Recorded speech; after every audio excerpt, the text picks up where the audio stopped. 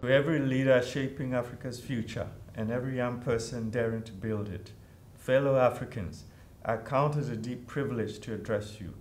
In Africa, we have everything we need to succeed.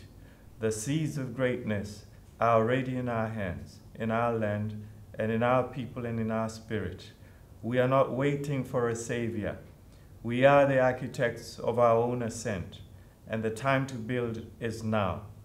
From the richness of our soil to the resilience of our youth, from the brilliance of our universities to the ambition in our streets, Africa holds within it the full architecture of its own rise.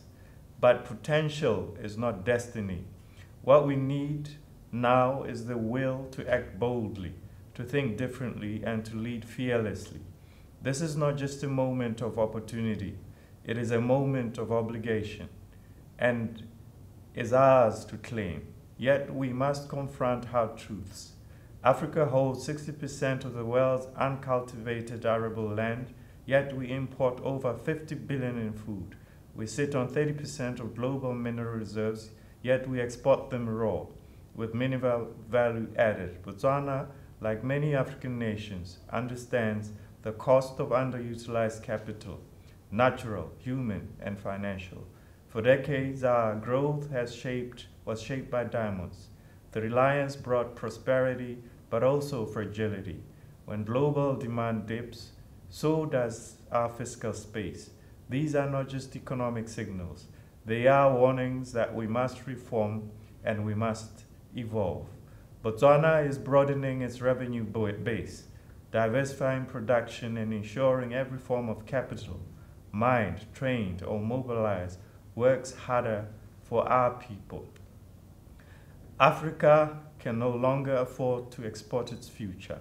We must move from extraction to transformation, from dependence to design. In Botswana, we are driving that shift. Our diamonds are now cut and polished locally. We are building industries, not just mines. But that is only the beginning. We are moving to ensure that broad mineral beneficiation happens on our soil. Let Africa be known not for what it digs out, but for what it builds up. Let us become a global hub for value-added production. This is where growth, jobs, and dignity begin. Industrial transformation does not happen in isolation. It is powered by the right infrastructure. But to build industries, we must first build the roads that lead to them. Africa faces $100 billion infrastructure gap every year. That gap is not just in numbers, it is in opportunity lost. In Botswana, we are investing in new economic corridors that connect our mineral belts to regional markets. We are advancing smart water systems, renewable energy, and infrastructure that works and lasts. We urge all African nations to think regionally, build regionally, trade regionally. No African economy should be more than 48 hours from a functional port. That must become our benchmark. Capital must chase ideas and not bureaucracy. Across Africa, small and medium enterprises account for the majority of jobs, yet they face a $330 billion financing gap. That is not just a gap in credit, it is a gap in belief. Let us close it. Let us be the generation that helped SMEs move from survival to scale. The Pan-African payment and settlement system reform is already saving us billions. That is progress and proof that we have what it takes to build solutions that solve African problems, but we must move faster. Let us build financial systems that fund innovation, not just administration. According to the 2024 Afrobarometer report, public confidence and anti-corruption efforts has dropped by 8.4 percentage points across Africa, a clear signal that our people are watching and waiting.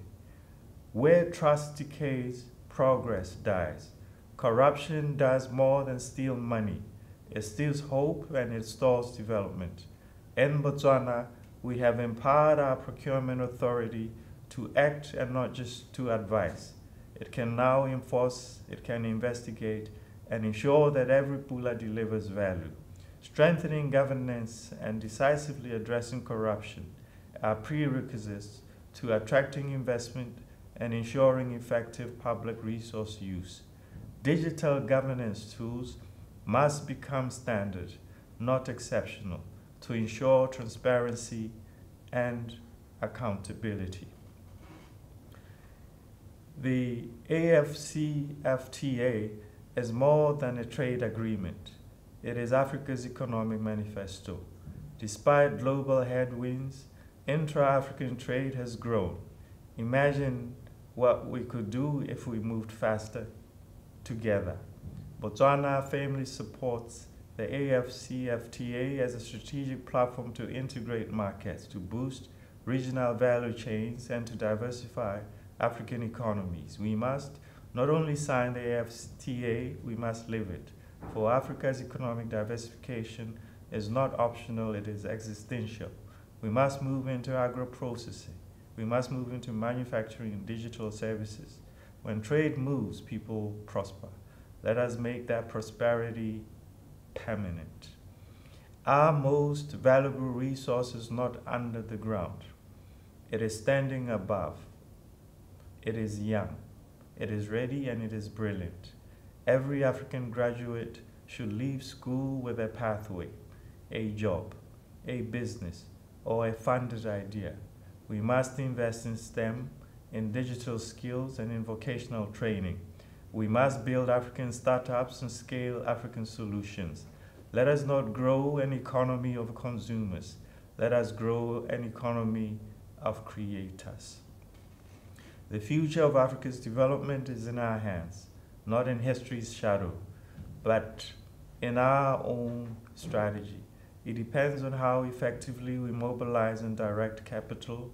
It is time for us to turn our potential into prosperity through coordinated action, bold reforms, and strategic investments. Botswana affirms its commitment to Africa's collective transformation. By aligning our financial, institutional, and human capital with a bold vision of industrialization and inclusivity, we can ensure that Africa's capital truly works for Africa's development. Let us not pass down poverty. Let us pass down platforms. Let us pass down power. Let us pass down possibility.